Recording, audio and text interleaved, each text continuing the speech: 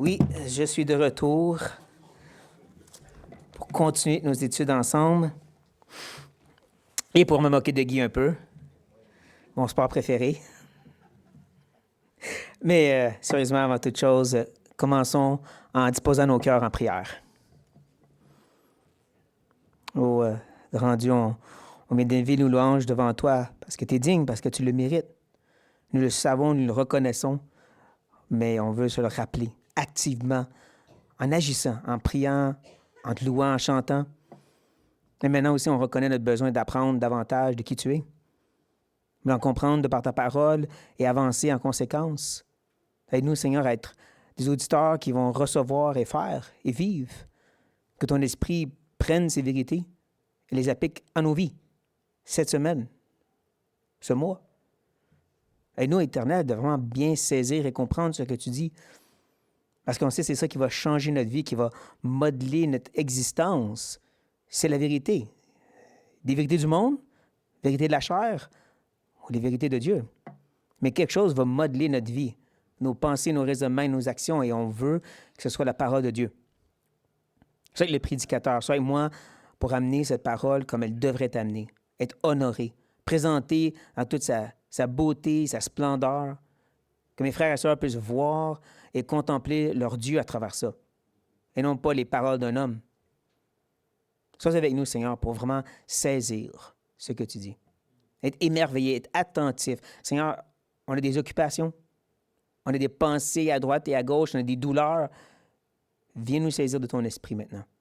Viens ramener notre concentration. Viens nous réveiller pour ceux qui sont encore endormis. Viens nous capturer à ta beauté, qu'on soit vraiment affecté. Viens à nous, Seigneur, sur nos limitations, que tout ce puisse être bien expliqué, soit avec la bouche du prédicateur pour bien expliquer les choses.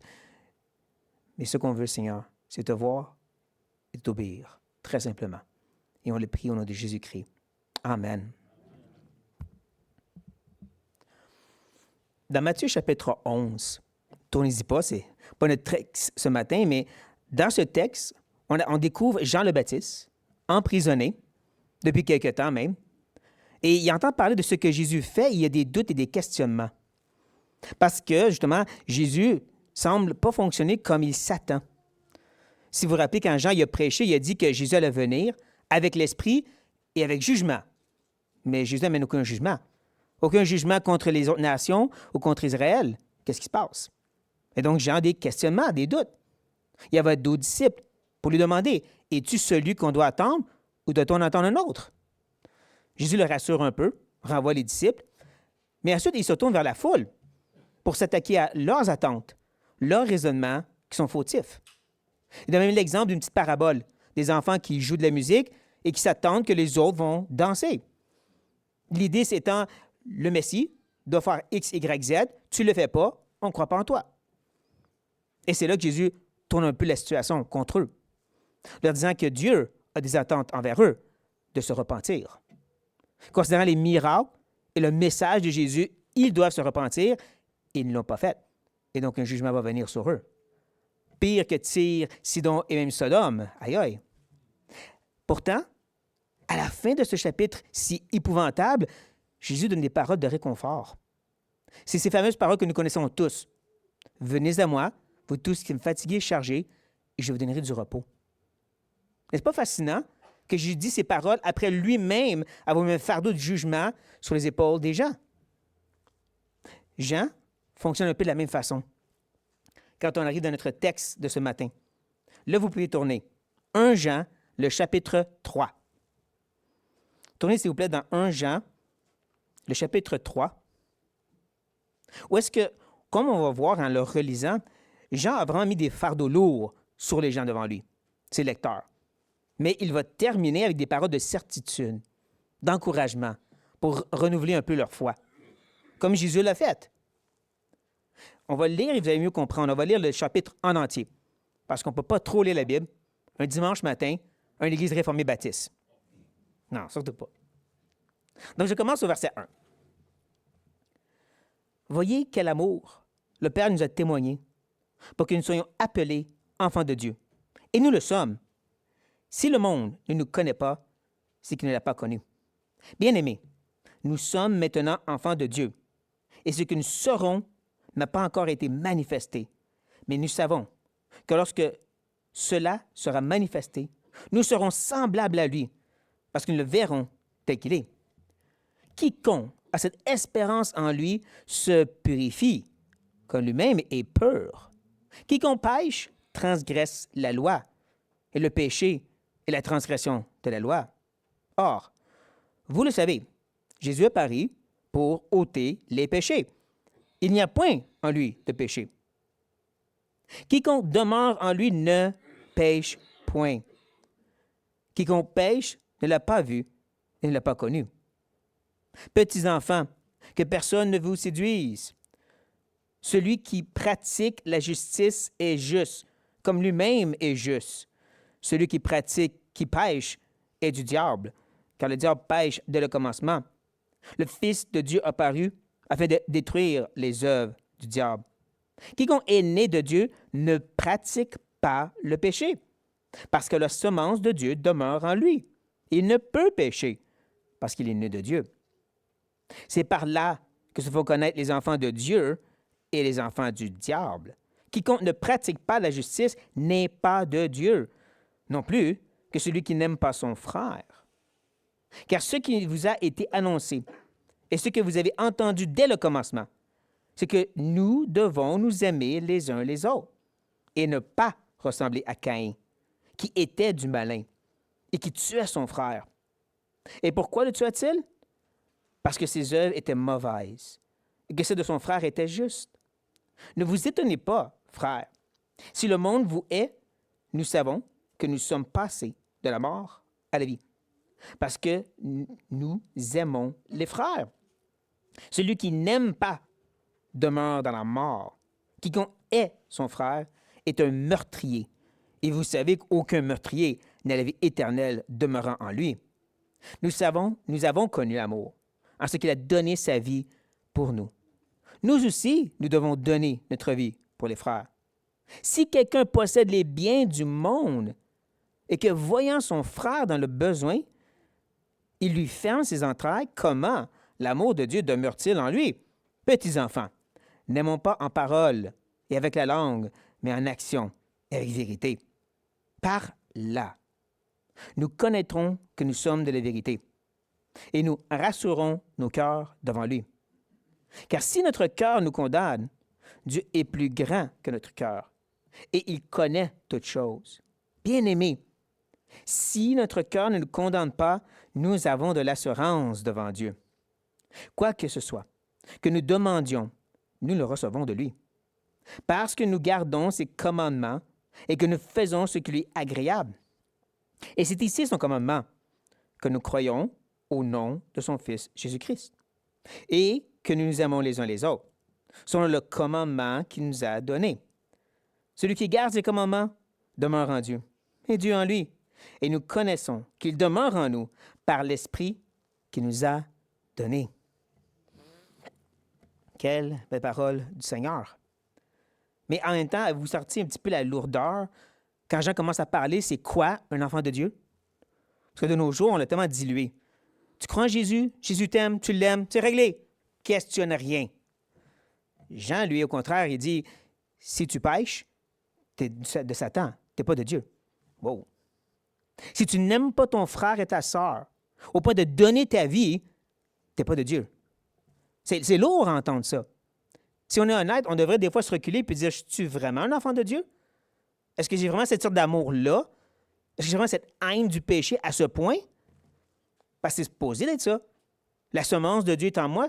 Le Dieu qui est amour, le Dieu qui est pur, habite en moi. C'est supposé ressembler à quelque chose. Donc, on est supposé sentir cette lourdeur un peu. C'est normal. Jean va maintenant nous rassurer. Il va justement dire, par là, de cette façon, par cette chose. Par quoi? Probablement, on doit reculer en arrière, ce qu'on a lu. C'est pour ça que j'ai lu le texte au complet. Par ces deux caractéristiques que Jean a mis de l'avant. Cette haine du péché, cet amour des frères et sœurs. Le fait de ne plus pécher et le fait d'aimer comme Dieu aime.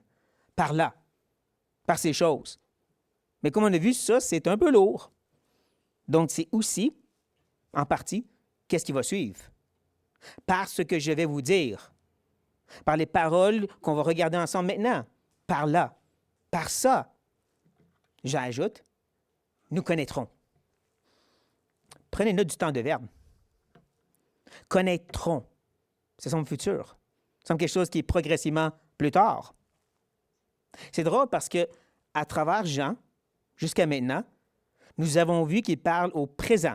Nous connaissons. Nous savons. C'est sûr, maintenant. Mais là, voici qu'il parle au futur. Quelque chose qui n'est pas certain, mais qui va le devenir. Nous connaîtrons. Ça va venir, cette certitude-là. C'est drôle, n'est-ce pas? Bien, c'est compréhensible parce qu'il vient de discuter de cette idée d'haïr le péché, d'aimer les frères et sœurs. C'est progressif, ça. On appelle ça la sanctification progressive. Ressembler à Jésus, ce n'est pas un clin d'œil. Ça arrive à travers la vie, les épreuves, l'œuvre de l'Esprit, lecture de la parole. C'est quelque chose qui vient progressivement et plus tard. Nous connaîtrons, Jean ajoute, que nous sommes de la vérité. Manquez pas, hein? Sommes, être, état d'être. Notre personne, c'est de la vérité. Pas connaître la vérité, être de la vérité. Quand on se rappelle que la vérité, ce n'est pas juste quelque chose là-bas qui flotte, ou même juste quelque chose qui est écrit, c'est une personne. Jésus l'a dit, il est la vérité. Dieu même, étant le Dieu de vérité, c'est la vérité. La Bible est une expression de sa personne. Dieu est la vérité. Donc, nous sommes être, état d'être de la vérité. Même façon de dire, on est enfant de Dieu. Ou comme Pierre qui dirait qu'on participe à la nature divine. C'est ça de naître de Dieu. Naître d'en haut, comme Jésus dirait. C'est littéralement être de lui, par lui. Mais encore, nous connaîtrons quelque chose qui va être progressif et qui va se développer et qui est en train d'avancer, mais pas encore certain maintenant. On prend note de ces choses. Jean va maintenant se répéter, fait du parallélisme. Répéter la même idée, mais avec des mots différents. Il va dire, et nous rassurerons, encore futur, nos cœurs devant lui. Comme je dis, il répète un peu la même idée. De connaître parle d'assurance, de savoir, même chose de rassurer. J'ai cette certitude future, progressive, pas maintenant. Ça va être dans mon cœur. De la même façon que nous sommes, ça parle de mon être. Physiquement parlant, je ne ressemble pas à Jésus. Je ne pense pas que vous m'avez regardé et dit « Hey, ça va passer à Jésus, ce gars-là. » Non, c'est intérieurement qu'on est transformé à l'image de Christ. C'est dans nos cœurs, si vous voulez. C'est là que l'assurance va grandir, que la sanctification se fait. Donc, nous rassurons nos cœurs, comme nous connaîtrons que nous sommes de la vérité. Mais là, ça change un peu. Devant lui. Tantôt, voyez-vous que nous sommes progressivement plus de la vérité, mais là, ça va être devant lui. C'est qui, lui, en passant? Bien, nous avons vu à travers Jean que quand il veut parler des membres de la Trinité, il est spécifique. Il va dire le Fils. Il va dire Dieu pour le Père. Il va parler de l'onction pour l'Esprit. Mais quand il dit lui, il parle des rois. Il parle du Dieu trinitaire. Lui. C'est devant ce Dieu-là qu'on va avoir cette assurance grandissante, future. À ce point-ci, on peut dire, mon assurance, il semble qu'il manque des pièces parce qu'elle va venir un peu et de plus en plus et au futur. Donc, il manque un élément pour avoir cette assurance. Et Jean va reconnaître ça. C'est pour ça qu'il va dire que si notre cœur nous condamne, le mot parle de vraiment voir des fautes. Je regarde mon cœur, qui est pécheur encore. Désolé de vous le dire, vous êtes encore des pécheurs. Mais il regarde ça, puis il voit les fautes. Encore, celui qui pêche est du diable. Ouais, je regarde ma vie, ça ressemble un peu à ça des fois. Si on n'aime pas comme Dieu aime, on est du malin comme Caïn. Ouais, non, des fois, ça ressemble à ça aussi, mon cœur. C'est ça l'idée de se condamner, d'examiner honnêtement et de devoir dire, c'est pas la ressemblance de Christ. Je suis pas parfait comme lui. Je n'aime pas comme lui. Mon cœur me condamne. Ressent ses doutes, ses questionnements. Mais pourquoi parler de quelque chose si négatif quand Jean veut nous rassurer? Bonne question, Guy. Il a dit ici, hein? Car le car nous ramène à ce qu'il vient de dire. Rappelez-vous, hein? Temps de verbe futur. Nous connaîtrons, nous serons rassurés progressivement. Eh bien, dans cet avancement progressif de sanctification, des fois, je vais avoir des doutes sur mon salut. Je ne peux pas être le seul qui a vécu ça. Ne levez pas la main. Je suis sûr que c'est vous aussi. C'est ça l'affaire. J'en reconnais que dans cette connaissance progressive, où est-ce que devant lui, on veut être rassuré, il va y avoir de ces moments où est-ce qu'on va douter. Et là, il va nous rassurer d'une façon présente. Et drôlement, Jean ne va pas se concentrer sur nous-mêmes. Quand il parle de connaître et d'être rassuré par ça, parlant de notre amour pour les frères et sœurs, parlant aussi de cette haine du péché, c'est centré sur nous, ma sanctification progressive, qui est incertain, instable et progressive. Mais ce n'est pas là que Jean va aller pour nous rassurer quand on se condamne. Mais avant de vous le dire, prenez une gorgée d'eau.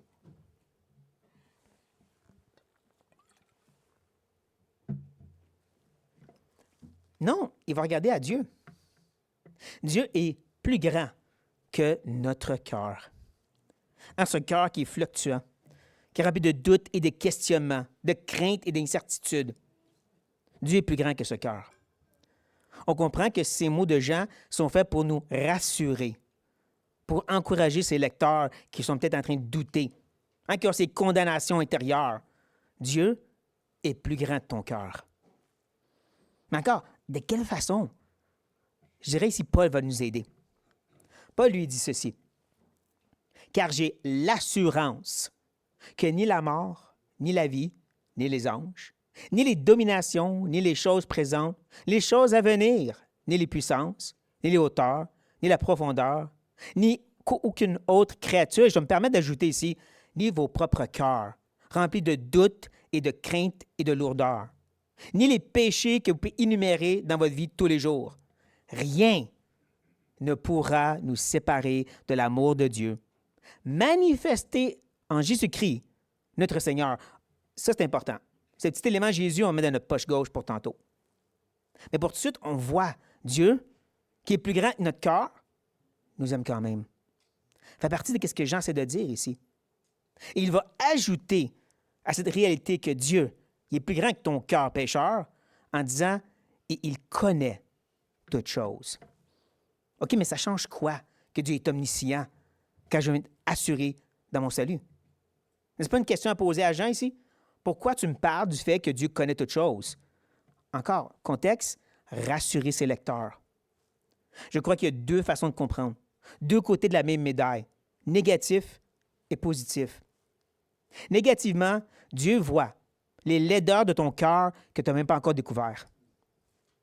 Dieu voit des choses que tu ne sais même pas qui sont là, dans ton péché, dans ton attitude, dans les choses que tu pourrais faire, mais que tu n'as pas faites. Dieu le voit. Il connaît toutes choses. Quand on comprend que l'épreuve, c'est vraiment l'idée que Dieu révèle la laideur de ton cœur. L'épreuve, c'est ce feu par lequel les impuretés sont révélées.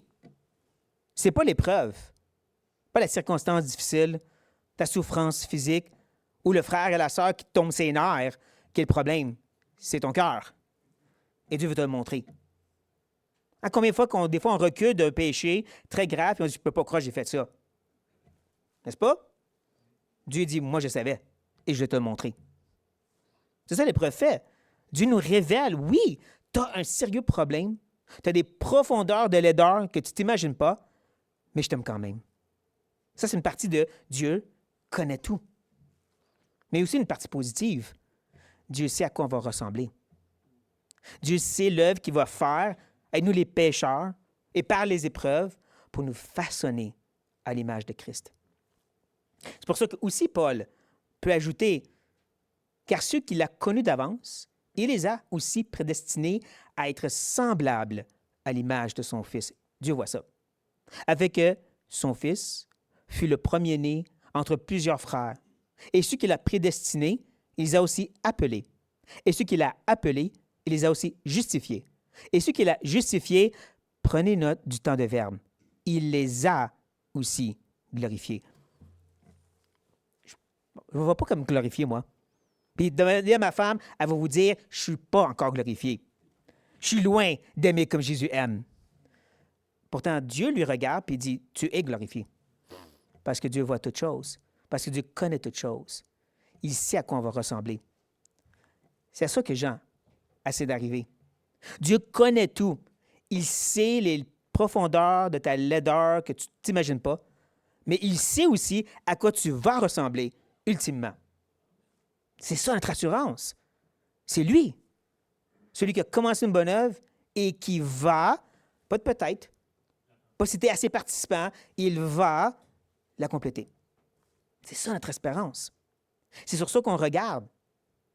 Et c'est là que Jean va arriver une petite note pour conclure cette section en disant « Bien-aimés ». Mes chers frères et sœurs que j'aime profondément. Souvent, on a vu l'expression aussi « petits-enfants ». Ces paroles de douceur et d'amour de notre frère Jean envers ses lecteurs. Comme je dis, il veut arriver à une petite conclusion. Puis leur dire « Si notre cœur ne nous condamne pas », ça c'est intéressant. Il vient juste de dire « Si notre cœur nous condamne ». Et là, il dit « Mais si notre cœur ne nous condamne pas, qu'est-ce qui a changé? » Ça, je dirais, c'est une des méthodes que Jean aime utiliser. On l'a vu dès le chapitre 1 en passant. Si nous disons qu'ils n'avons pas de péché, et ensuite il va sauter à « si nous confessons nos péchés », pour ensuite revenir à « si nous disons que nous n'avons pas de péché ». On voit comment il se promène d'un bord puis l'autre de la pendule. On dit qu'on n'a pas de péché, ensuite on va confesser les péchés qu'on n'a pas, puis ensuite on n'a pas de péché encore. Parce que Jean n'est pas comme Paul. Paul aime bâtir des arguments qui construisent sur plusieurs phrases. Jean garoche plein de vérités, éparpillées, d'un espace à l'autre, d'une pendule à l'autre, et on est supposé de juste comprendre ce qu'il dit.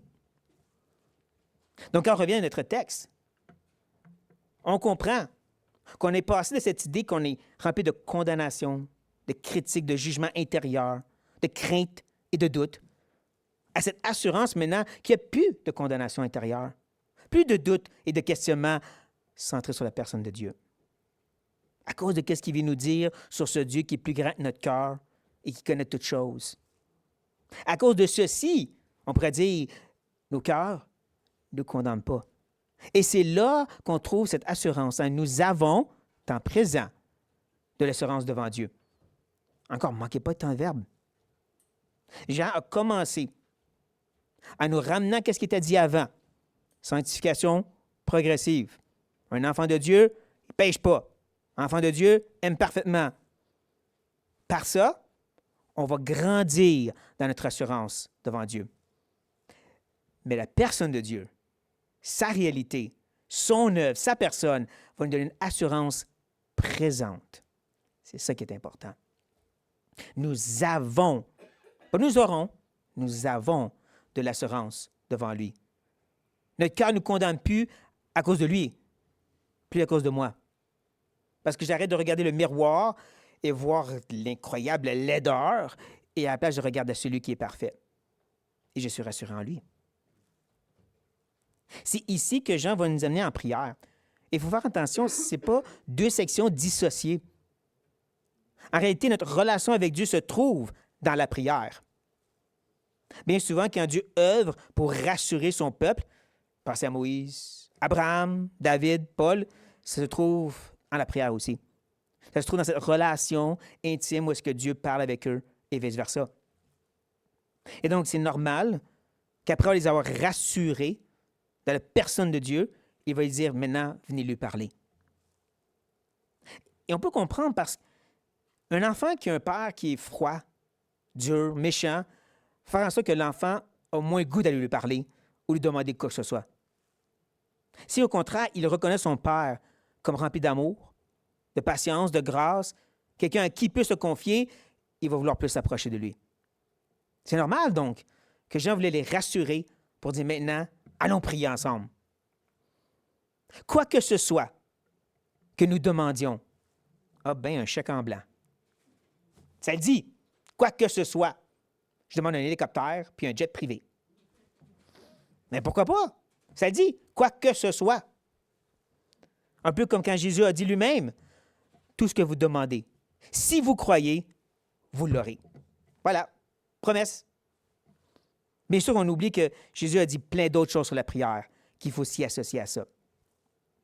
Que bien souvent, son idée, c'est vous allez au Père et faites confiance qu'il va vous donner le pain qu'il croit vous avez besoin. Justement, dans le discours de la chambre haute, Jésus aussi a fait une sorte de parole de cette façon. Il a dit, demandez au Père ce que vous voulez en mon nom et il va vous le donner. Mais ensuite, il a ajouté, pour porter du fruit. Ah, le contexte dans lequel on prie, pour porter du fruit. Dans ça, tu peux demander ce que tu veux. Même chose, Jean va donner des paramètres aussi. Ils ne sont pas là tout de suite, mais ils vont venir, des paramètres, pour nous protéger de chaque bord, pour bien nous guider, pour demander quoi que ce soit que nous voulons demander. Et devinez quoi? Nous le recevons de lui. Ne manquez pas le de lui. Jean qui aurait pu terminer en disant « Nous le recevons, point », a trouvé bon d'ajouter « Ça vient de Dieu. Ça vient de votre Père. Ne perdez pas vue de lui, parce que c'est lui qui répond. » C'est pas juste à propos d'avoir un chèque en blanc, que le nom de Jésus à quelque part, puis dire « J'ai qu'est-ce que je veux. » C'est l'idée que je m'en viens devant celui qui va prendre soin de moi comme bon lui semble dans sa perfection. C'est de lui que ça vient. Celui qui est parfait, celui qui est plus grand que mon cœur, celui qui sait toutes choses, incluant ce que j'ai vraiment besoin, c'est vers lui que je me tourne. Donc, quoi que ce soit que je lui demande, je vais le recevoir parce que, ah non, voilà, il y a des clauses, il y a des obligations, parce que deux éléments doivent être impliqués pour que cette prière puisse être répondue. Quoi que ce soit que nous demandons, nous le recevons, point? Non, parce que. Il y a quelque chose que je dois faire, deux éléments, comme je dis. Premièrement, nous gardons ces commandements. Quand on comprend que de garder, c'est premièrement d'honorer, de voir comme précieux et de vivre en conséquence. Pensez au psaume 119, cet hymne à la parole de Dieu, où que l'auteur est en amour avec les préceptes et la loi de l'Éternel. Il dit, je l'aime tellement que je veux vivre en conséquence. C'est ça l'idée. Mais là, on s'arrête puis on se demande, est-ce que ça veut dire que je vais être parfaitement obéissant pour que Dieu réponde à mes prières? Là, on va dire non, mais qu'est-ce que j'en dis ici? Quoi que ce soit, que nous demandions, nous le recevons parce que nous gardons ces commandements. Il faut l'obéissance. Il faut que j'ai une bonne obéissance. C'est quoi la limite? 15 30 puis là, Dieu dit oui. C'est pour ça qu'on veut garder ça de côté pour maintenant. C'est de garder ces commandements, on va mettre dans notre poche droite, pas se mélanger. Et on va voir le prochain élément. Et que nous faisons ce qui lui est agréable. Je pense que vous avez vu à quel point c'est centré sur Dieu, hein? De lui. Ses commandements, lui, être agréable. C'est centré sur la personne de Dieu, encore une fois. Mais encore, on se demande, c'est quoi qui lui est agréable? C'est quand tu sens des mouvements de l'esprit puis tu fais quelque chose? Je devrais faire des biscuits pour mon voisin. Oh non, je ne l'ai pas fait, Dieu va me punir. C'est ça le danger. Quand on essaie de nous-mêmes de découvrir qu'est-ce qui lui est agréable, on va dans toutes sortes de chemins. Dieu nous a donné qu'est-ce qui lui est agréable. Ça fait partie de cette idée de garder ce commandement. Mais encore, ça veut dire quoi? Ne vous inquiétez pas, Jean va nous le dire. C'est ici. Vous comprenez? Et c'est ici, c'est sa façon de dire ce que je viens de dire, si je l'explique là. Donc, assez pas de deviner c'est quoi ces commandements, Essaie pas d'inventer ce qui lui est agréable. Moi, je vais vous le dire. C'est ici. Mais vous voyez comme moi que le mot « son commandement », c'est au singulier? Il ne disait pas « ses commandements » avant? Il a dit « son commandement ». C'est-tu deux choses différentes? Certains croient que obéir à ses commandements, c'est un élément, puis ensuite, suivre ce commandement, c'est une autre chose. Moi, non. Parce que Jean le dit, et c'est ici. Il explique comment obéir ses commandements. Il explique comment lui être agréable ici. Donc, on va prendre cette idée, un commandement.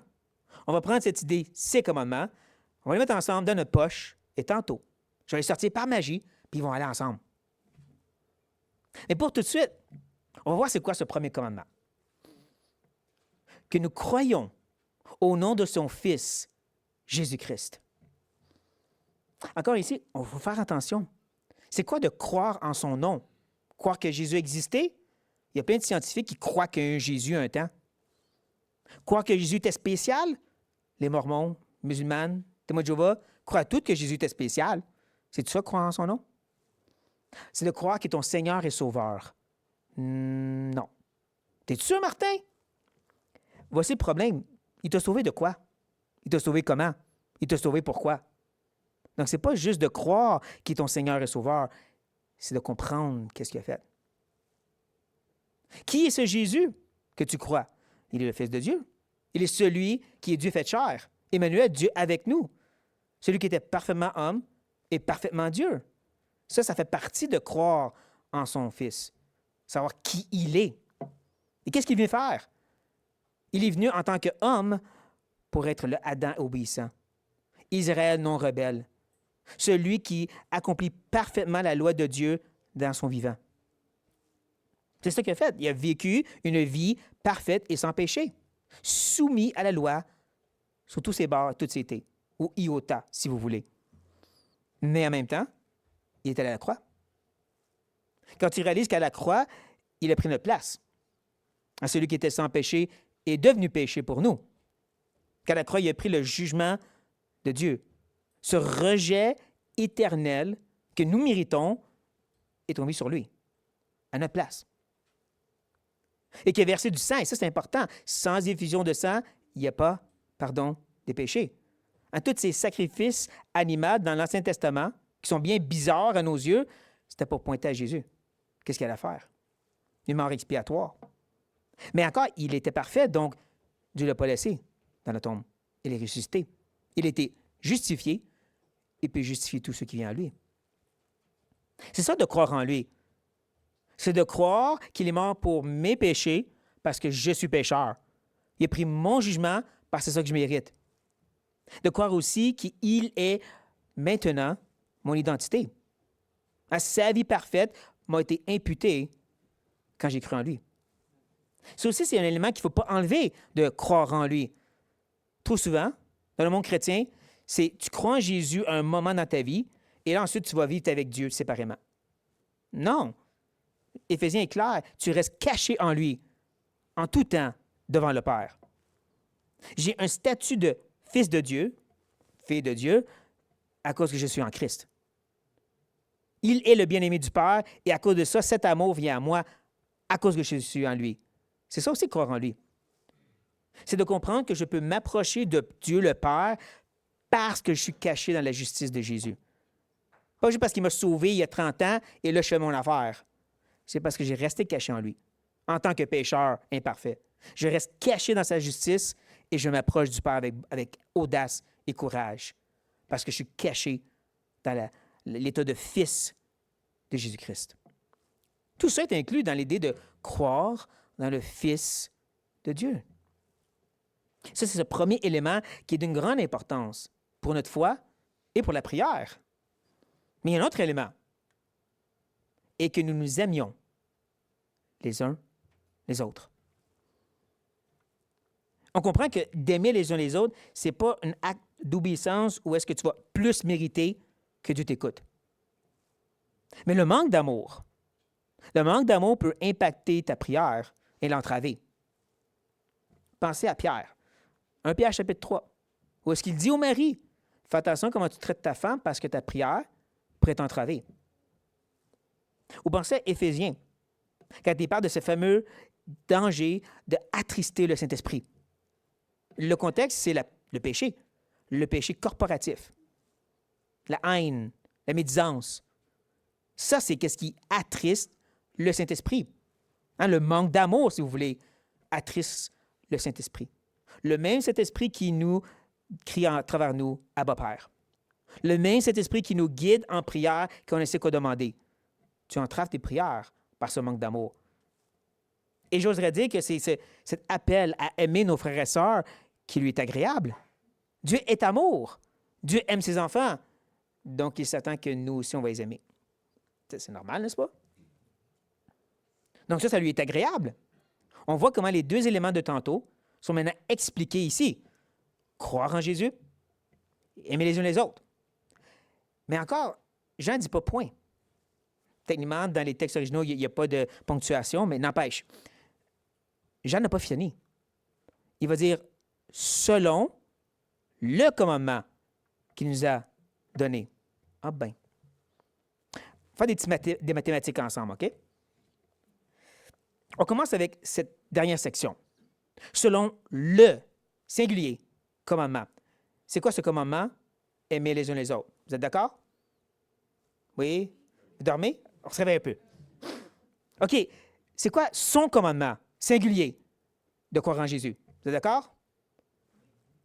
Êtes-vous d'accord pour dire que croire en Jésus, aimer les frères et sœurs, c'est deux choses différentes? Pourtant, il dit toujours un commandement. C'est là qu'on voit qu'un commandement plus un commandement égale ses commandements. Tada! Magie! Moi, je crois que quand Jean, il dit qu'on doit garder ce commandement, il nous dit ici, c'est quoi ses commandements? Premièrement, tu crois, tu te confies, tu te caches en Jésus seul. Et ensuite, tu es motivé et guidé par l'amour. Quand on réalise que beaucoup des prières de la Bible, pas tous, beaucoup sont corporatives. Pensez aux psaumes. Énormément des psaumes, c'est des prières pour le peuple, pas pour l'individu. Il y en a quelques-uns, mais pensez aussi aux prières de Daniel, Esdras et Néhémie. Ces trois hommes ont prié pour le peuple, pour leur pardon. Donc, on voit encore à quel point que la prière corporative est grandement importante dans la parole. Donc, c'est normal que ça fait partie de ce commandement que Dieu demande de nous. Tu veux t'approcher de lui, tu veux prier, commence par tes frères et sœurs. Commence par les aimer en la prière. Maintenant, nous devons avoir une plus grande assurance qu'on peut venir devant ce saint trône. On se cache dans le médiateur. On approche avec un amour pour les frères et sœurs, voulant intercéder pour eux. Et donc, Jean ajoute, celui qui garde ses commandements, ce qu'on vient de voir, demeure en Dieu et Dieu en lui. Encore, Dieu semble représenter le Père dans cette épître de Jean.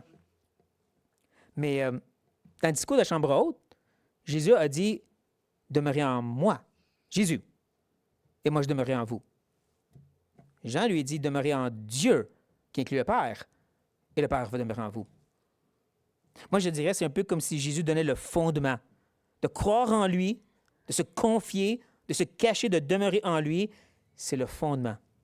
Mais ensuite, tu grandis, tu bâtis cet édifice et tu demeures dans le Père.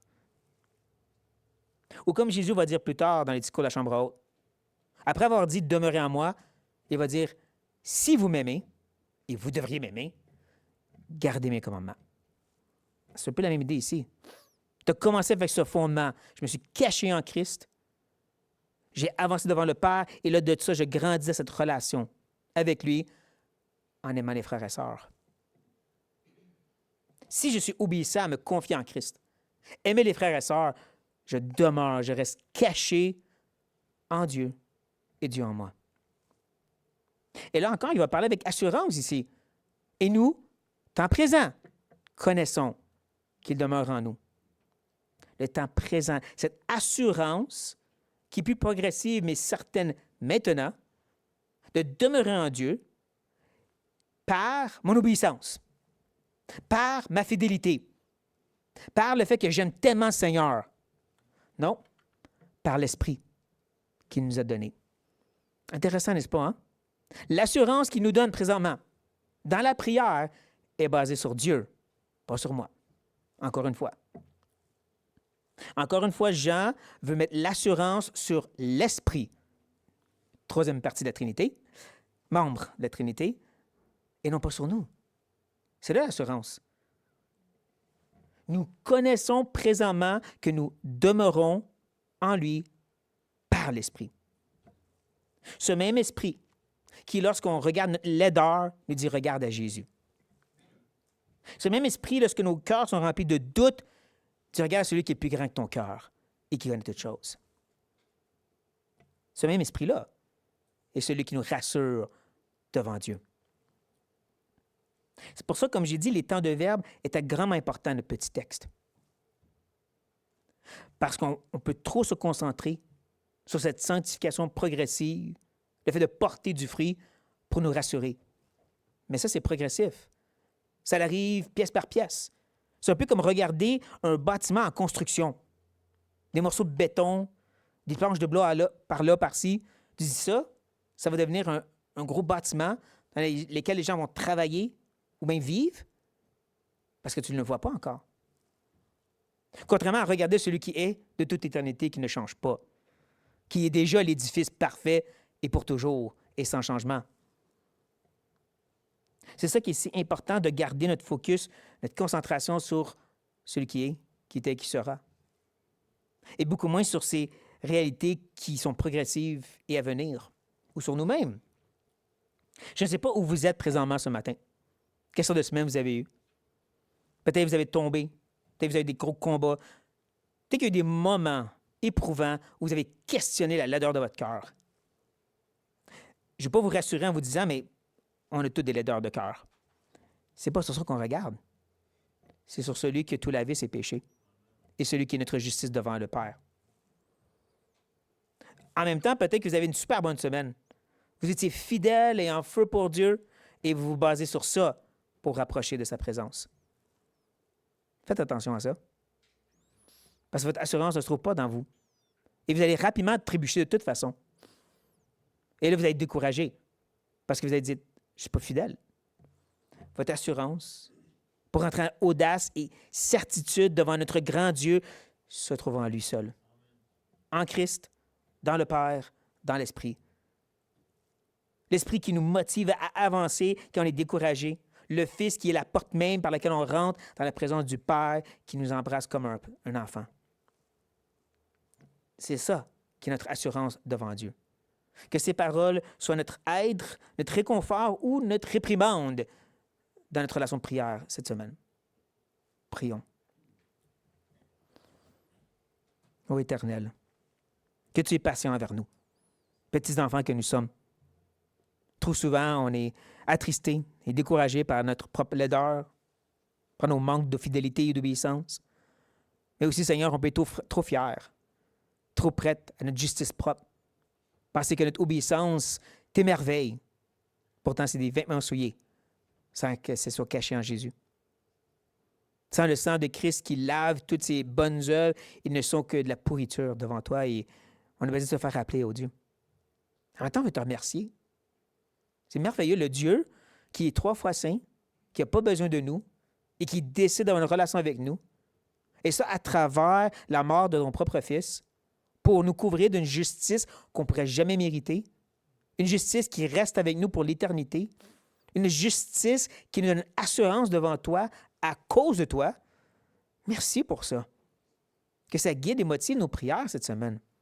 Notre adoration autant que nos supplications pour les frères et sœurs qui ont la misère et qui sont découragés. Ramène-les à regarder à toi, ô Dieu. Ramène ceux qui ont trébuché ou sont en train de se noyer dans le péché à regarder à Christ, le libérateur, d'espérer en lui et en lui seul pour être agréable à tes yeux. Relève-le. Relève-les, cher frère, mon grand Dieu. Relève ces frères et sœurs, je te prie. Et garde-nous toujours dans cette belle vérité. Nous demandons de Jésus-Christ. Amen.